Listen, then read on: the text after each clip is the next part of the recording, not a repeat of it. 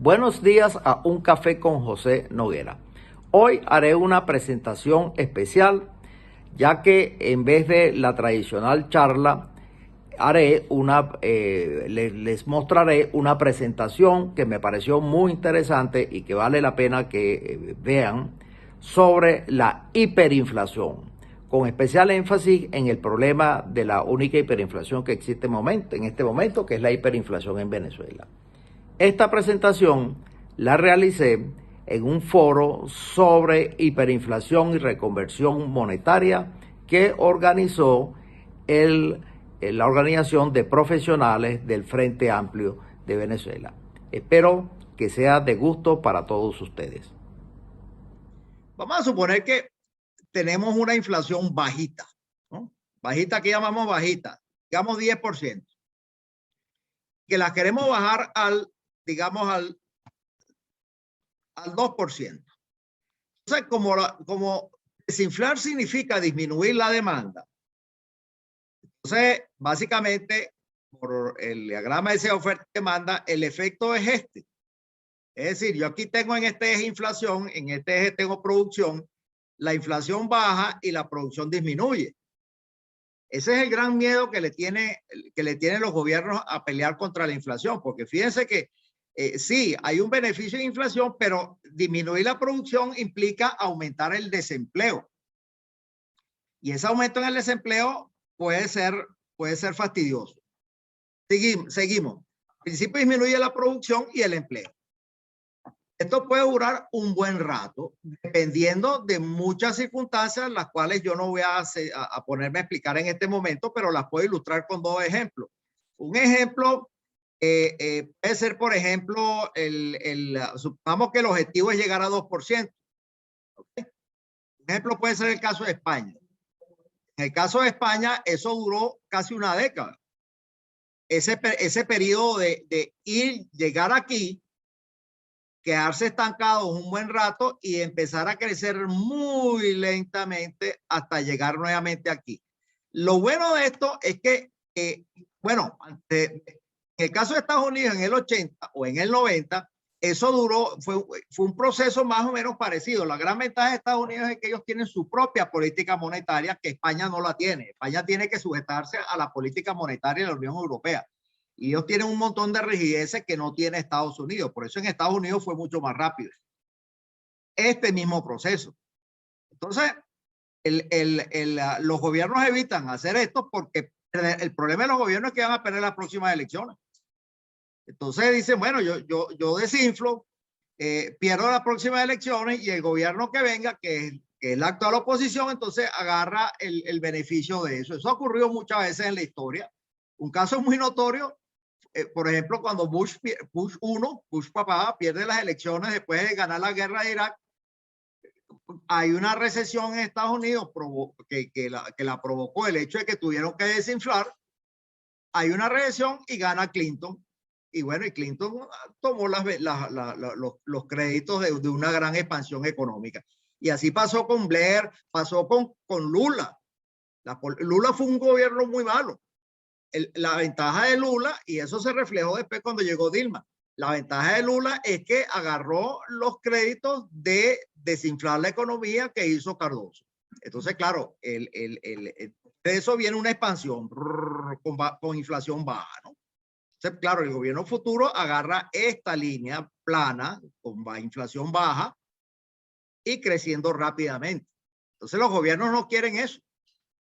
Y como los gobiernos no quieren eso, entonces nunca desinflan, nunca se atreven a pasar por este proceso que puede durar 1, 2, 3 años, dependiendo de un montón de cosas, ¿no? Entonces, ahora, imagínense un momento en que la inflación es más alta, digamos una inflación en vez de 10%, vamos a desinflar desde 50%. Entonces el proceso es este, ¡pum! Tiene que pasar por una inflación más severa, perdón, por una recesión más severa. Después va a venir un crecimiento que posiblemente sea más rápido. Esta fue una de las razones por las cuales Carlos Andrés Pérez en el primer gobierno, por ejemplo, no quiso desinflar completamente, porque después del Caracazo, él dijo, no, me quedo aquí arriba, y se quedó con una inflación, bueno, en el caso de él fueron de 30%, 35%, más o menos por ahí que quedó, que para ese momento fue la más alta de la historia de Venezuela para ese momento. Entonces, él se quedó con una inflación aquí alta y no se atrevió a desinflar para bajar la inflación. Y eso costó caro a la larga. Costó caro porque, entre otras cosas, no le pudo vender el paquete a un gentío. Entonces, el próximo paso, claro, una recesión más aguda porque hay que desinflar más duro. La pregunta es, ¿qué pasa cuando estamos en una situación de hiperinflación?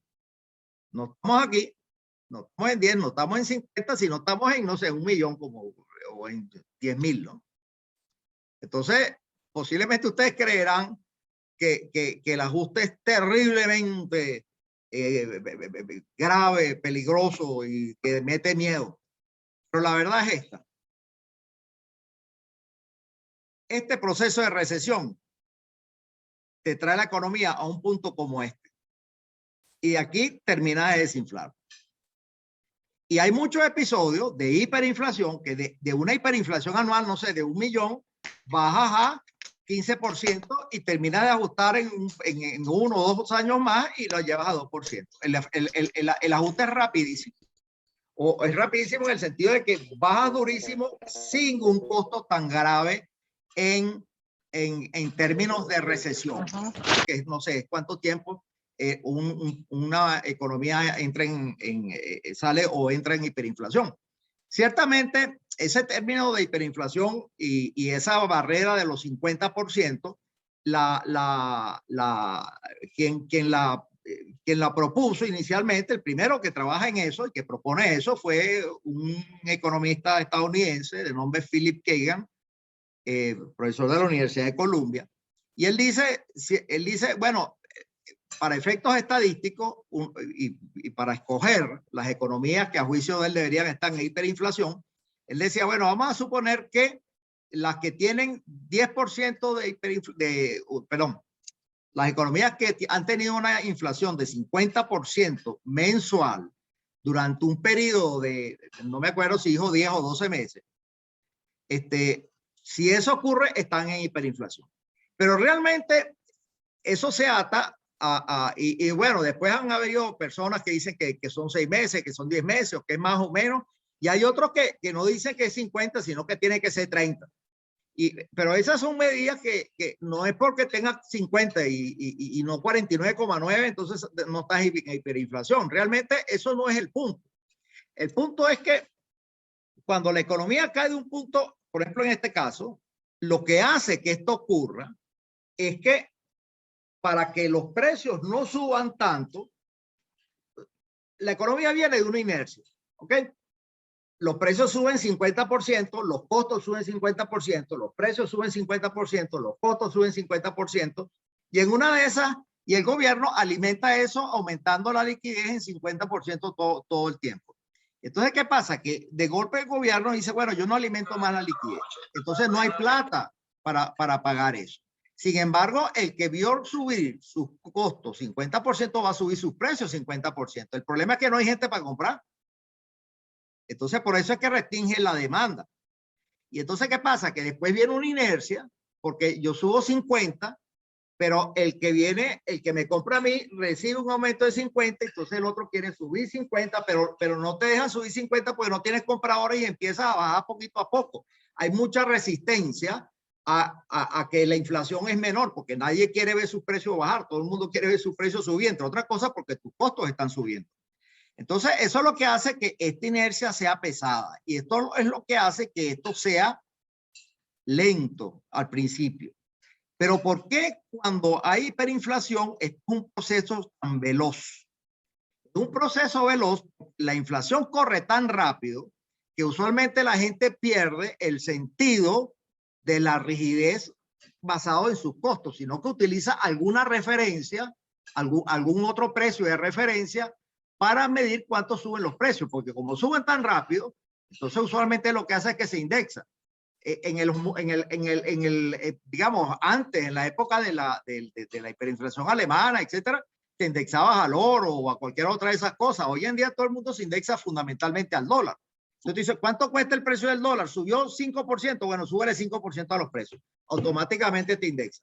Pero al indexarse, ¿qué pasa? Que cuando tú frenas la liquidez, el dólar sí va a bajar, sí va a dejar de subir de golpe. Entonces los precios se frenan de golpe. Esa es la dinámica de esto. Entonces, lo que caracteriza realmente a la hiperinflación es el momento en que los precios dejan de ser rígidos. Ese es el momento que marca el inicio de la hiperinflación. Ahora, como nadie puede medir eso, porque eso no es medible, y mucho menos cuando eso va de una manera tan rápida, entonces simplemente empiezan, bueno, que un mes, 2 meses, 3 meses, 4 meses, 10 meses, empiezan a poner esas cotas. Pero realmente eso es lo que caracteriza la hiperinflación. Entonces, ahora, ¿qué pasa? Si asumimos el concepto original de Philip Kagan de que son un mes de 50% o más durante un periodo de 10 meses, eso es lo que te quiere, resulta ser que, la otra cosa es esto, ¿cuánto tiempo dura la recesión cuando se desinfla en hiperinflación? Exactamente saber cuánto dura esa recesión. Pero incluso hay economistas hay estudios que dicen que no dura nada. O sea, que básicamente desinfla y empieza a crecer ahí mismo, ¿no? Pero en el mejor de los casos, existen 38 episodios de hiperinflación en la historia, sin contar Venezuela, que sería el 49. Digo 48 porque son periodos de hiperinflación que ya pasaron. Venezuela está en pleno proceso. Yo no creo que Venezuela haya terminado de salir de ese proceso. En todo caso, todos los estudios te dicen que eso no dura más de 6 meses. No dura más de 6 meses. Tú recortas y en 6 meses a lo sumo estás creciendo. Entonces hay que pagar siempre un costo, solo que en el caso de la hiperinflación es un costo muy pequeño. Y yo creo que Venezuela tiene una gran oportunidad de oro para bajar la inflación del 1.000.000% o los 3.000% o el 5.000% en que se encuentra al 2% en un periodo relativamente breve. Por supuesto, vas a tener que recortar la oferta monetaria de una manera drástica y bueno, y a soportar 6 meses de inflación, pero los beneficios de eso yo creo que son evidentes para todos, pero hay un montón de beneficios muy importantes que yo creo que mucha gente no se ha pasado por allí y que es lo que va a determinar el modelo de desarrollo que va a seguir el país y de lo cual aspiro que sea evidente al final de esta charla, ¿no? Venezuela, esto indica que Venezuela tiene una oportunidad de oro para desinflar y crecer rápido nuevamente, ¿no? O sea, en 6 meses estás creciendo y las tasas de crecimiento, estoy hablando de que, por ejemplo, en el caso de Brasil, por poner un caso que fue muy exitoso y el cual a mí me gusta mucho. En Brasil, el crecimiento fue de tal manera que la llegada de capitales extranjeros al Brasil fue tan rápida que Brasil tuvo que poner controles de cambio para que la gente no trajera capitales a Brasil, porque eso ya estaba empezando a ocasionar problemas. Problemas como este, el dólar se estaba apreciando de una manera tal que simplemente estaba haciendo que las empresas brasileñas dejaran de ser competitivas. Y eso implicaba posiblemente la creación de dinero a una velocidad tal que podía hacer rebrotar la inflación. Entonces imagínense que el problema del país de uno sea que no quieren que le traigan dólares. Y yo creo que esa es una situación que perfectamente puede ocurrir en Venezuela. Porque imagínense toda la gente que tiene $100.000 en el extranjero, que no es tanta plata. Ustedes dirán, para los que no tienen plata, yo no tengo mucha plata, dirán, bueno, eso es como que demasiada plata, pero no, eso no es tanta plata. Hay cualquier cantidad de gente que tiene $100.000 disponibles para traerlo y monta un negocito. Yo la última vez que fui a Venezuela, me acuerdo que me pasé por el centro de Valencia y eso parecía un cementerio, y me pasé por Cati y eso parecía un cementerio. Imagínense cada local, cada comercio que abra y que la persona se traiga $100.000 y algunos un poco más grandes se traerán medio millón, por no hablar de las empresas grandes que se van a traer unos cuantos millones. Eso suma una cifra descomunal. Entonces a mí no me extrañaría que en lo absoluto que una situación de esa se pudiera presentar en Venezuela.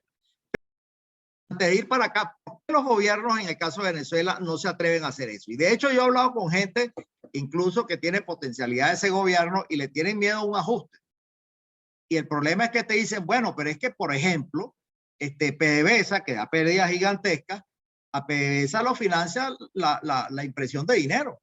Tienen que subsidiar imprimiendo dinero porque la empresa no produce. Entonces imprimen dinero ¿para qué? Para pagarle a 200.000 personas con no sé cuántos empleados tiene PDVSA que básicamente no produce.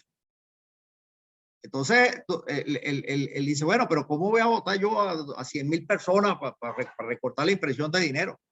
Entonces, claro, a lo mejor tú votas a 100.000 personas, que es lo que te va a causar esta pequeña recesión, pero después tú vas a estar creciendo a tasas, en menos de un año estás creciendo a tasas, en el caso de Venezuela yo estimo que puede perfectamente crecer a tasas del 10%, lo cual quiere decir que esos 100.000 personas, y mucho más que esas 100.000 personas que vas a votar, los va a absorber el sector privado de una manera rápida.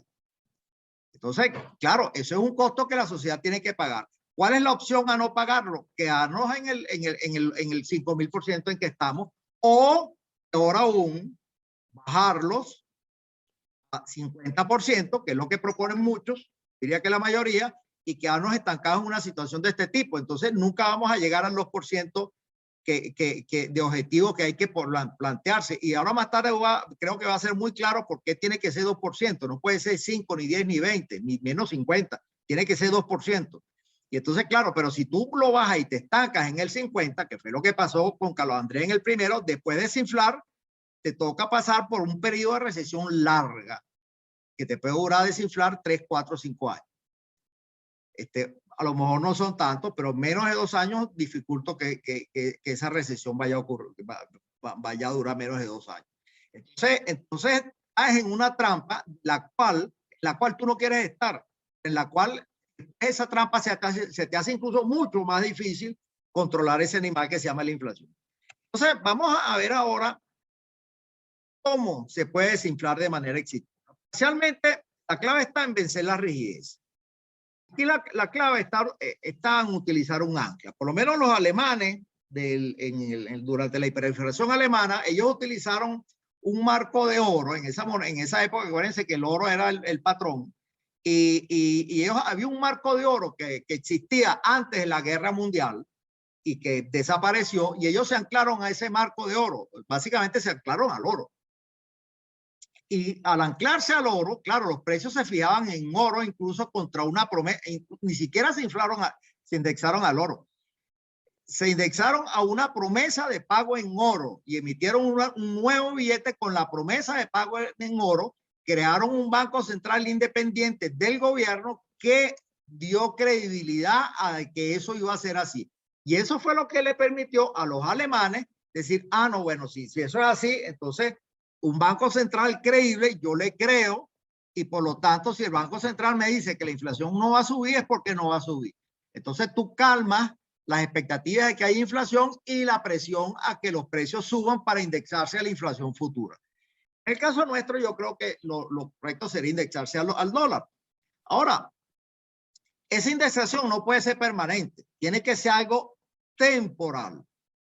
Si tú adoptas el dólar como moneda, o te indexas, creas una moneda que esté permanentemente indexada al dólar como moneda, la economía está en riesgo de caer en una depresión económica. Y en el caso de Venezuela es una probabilidad muy alta. ¿Por qué? Porque Venezuela es una economía petrolera. Por ejemplo, voy a poner el caso de España. España estaba pegado al euro, de hecho tiene el euro como moneda, y cuando España cae en recesión, España pudo haber salido de la recesión rápido devaluando, pero no salió, duró 10 años. ¿Por qué? La razón era muy sencilla, porque simplemente no podía devaluar. Entonces tenía que esperar que los precios bajaran solo y que los precios bajaran solo y que todo el ajuste fuera completo. En el caso otro caso fue Argentina, que fue más traumático, porque Argentina adopta la famosa caja de conversión, se pega al dólar pero su economía, para ellos poder mantener el ritmo económico, ellos tenían que ir creciendo a la misma velocidad que crece la economía de Estados Unidos, porque la Reserva Federal no piensa en Argentina cuando ellos fijan su moneda, el valor de su moneda. Ellos simplemente hacen su política monetaria en función de lo que le interesa a la economía de los Estados Unidos. Y la economía de los Estados Unidos iba creciendo a una velocidad muy buena, la cual Argentina no fue creciendo a esa velocidad la productividad. ¿Y qué pasó? Que se fue rezagando, sus productos se hicieron más caros, hubo Brasil creció mucho más rápido, y entonces ellos lo que ocurrió fue que ellos, sus productos de exportación cada vez se hicieron más caros, más caros, más caros, y entonces el desempleo fue aumentando, porque la productividad se fue quedando y la producción se fue quedando también. La recesión fue de tal nivel de que eventualmente eso condujo, palabras cortas, al famoso corralito en Argentina, que terminó en un desastre. Entonces, esas son las consecuencias de no tener una flexibilidad monetaria, porque la flexibilidad monetaria es muy importante en estas cosas. En el caso de Venezuela, ¿qué pasa? Que Venezuela, siendo un país petrolero, una baja de los precios del petróleo implica que a lo mejor muchos países desarrollados van a crecer rápido porque van a tener costos baratos. Y eso es lo que quiere decir que mientras Venezuela entra en recesión, los países del extranjero empiezan a crecer. Pero eso quiere decir que en el extranjero van a aumentar los tipos de interés, lo cual quiere decir que la recesión en Venezuela va a ser todavía más dura. Porque aumentar los tipos de interés quiere decir que el dólar se va a apreciar.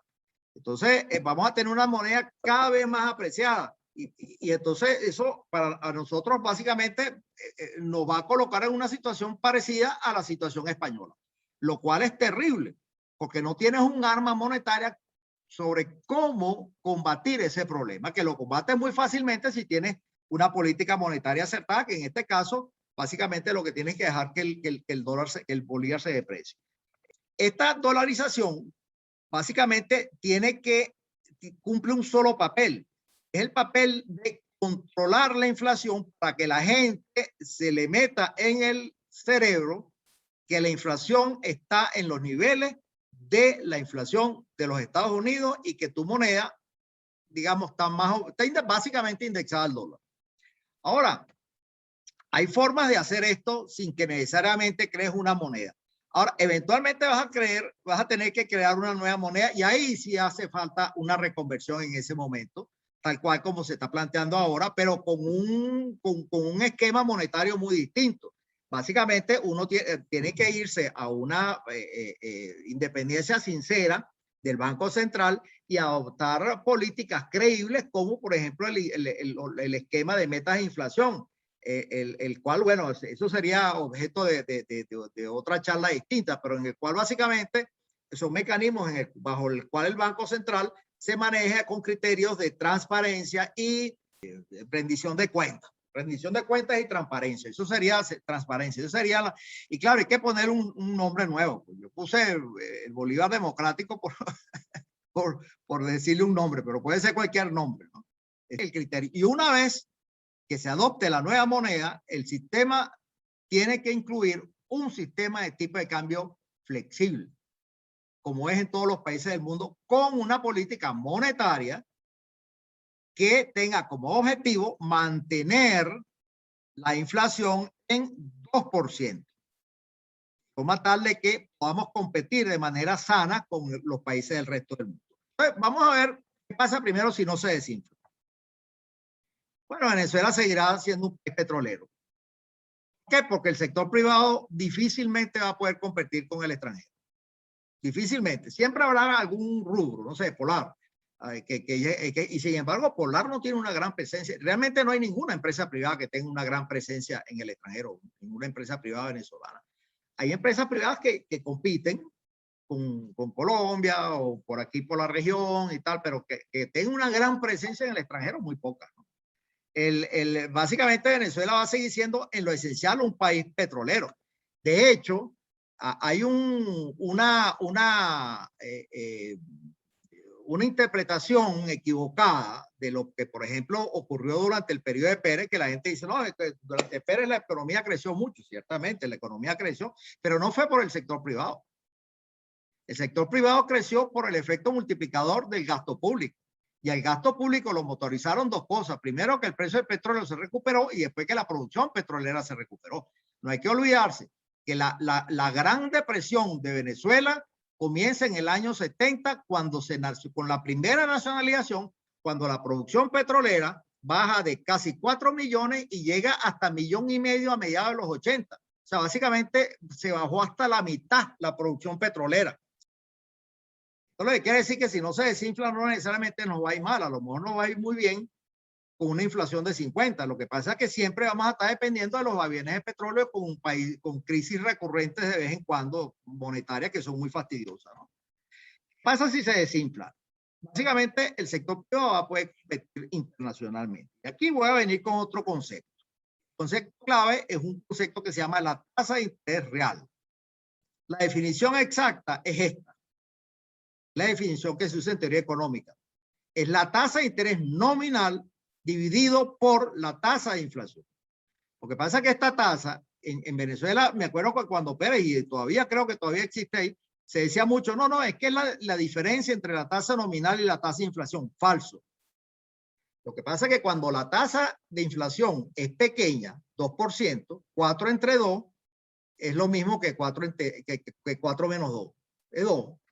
Entonces, restar es la diferencia de aproximación, porque hay un logaritmo por ahí atravesado, es tan pequeña que simplemente es muy fácil usarlo como aproximación, porque si hay un error, es un error de 0,001. Entonces, bueno, básicamente 4 menos 2, 2 y ya está, pues, y ahí lo tienes. ¿Qué pasa si la inflación es 10%? Ajá, en los países desarrollados, una tasa de 6%, una tasa de interés nominal de 6%, está bien. Más o menos la tasa anda por allí. ¿Por qué? Porque la inflación en promedio anda alrededor del 2%. 6 entre 2, 3. Pero ¿qué pasa? Como por ejemplo, cuando Carlos Andrés, que tenía una tasa de 30%. 90 entre 3 a 3. Entonces tú para poder competir necesitas una tasa de interés nominal de 90%. Que más o menos iba llegando allí. Lo que pasa es que la economía colapsó antes. Pero una tasa de 90%, no hay inversión privada que te aguante una tasa de 90%. Esta es la razón principal por la cual el sector privado no fue motor cuando Pérez. El sector privado fue motor cuando Pérez, en el lado de las exportaciones, que empezó a aumentar de manera muy lenta, de llegar de prácticamente cero a como unos 4.000 millones de dólares después de 10 años, digamos, para el año 99, cuando llegó Chávez. Pero el sector interno nunca fue motor. De hecho, yo tengo un estudio por allí donde queda muy claro eso. O sea, básicamente te compara el comportamiento del sector privado cuando exportaban y cuando vendían hacia adentro. Y cuando vendían hacia adentro simplemente no crecían. Y cuando exportaban, ahí sí crecían. Entonces dice, bueno, ¿por qué yo vendo afuera y adentro no? Simplemente por esta tasa. Porque no es la tasa de interés, es el rendimiento de la inversión. Porque si tú en Estados Unidos compras un bono y de ese bono te da el 3%, bueno, aquí tienes el 3% que estás buscando tú con un riesgo enorme de meterte en una inversión donde necesitas tener 90% de tasa de interés. Entonces, es infactible.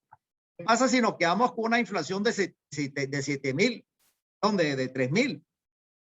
Si es 3.000, la tasa de interés nominal tendría que ser de 7.000 para que sea 2.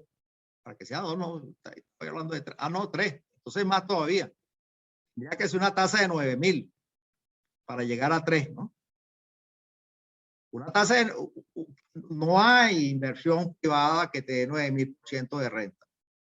A menos que sea una inversión extremadamente riesgosa, y extremadamente riesgosa es que simplemente, muy posiblemente fracase todo. Entonces, es peligrosísimo eso. Es peligrosísimo. Es peligrosísimo una tasa de inflación. Matas al sector privado y el desarrollo del país va a quedar sobre lo que haga el sector público. Pero es que el sector público siempre ha sido muy malo haciendo eso.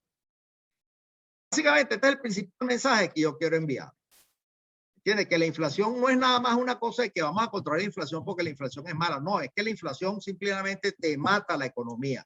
el sector privado no tiene ningún chance sino ser estar atado a la suerte del gobierno. Si el gobierno le da bien, el sector privado le da bien. Si el gobierno le da mal, el sector privado le da mal. Y ahí vamos todos. Pero la suerte del gobierno depende de los precios del petróleo y la producción petrolera, que son cosas que se han hecho muy malas. Y hasta aquí llegó Un Café con José Noguera.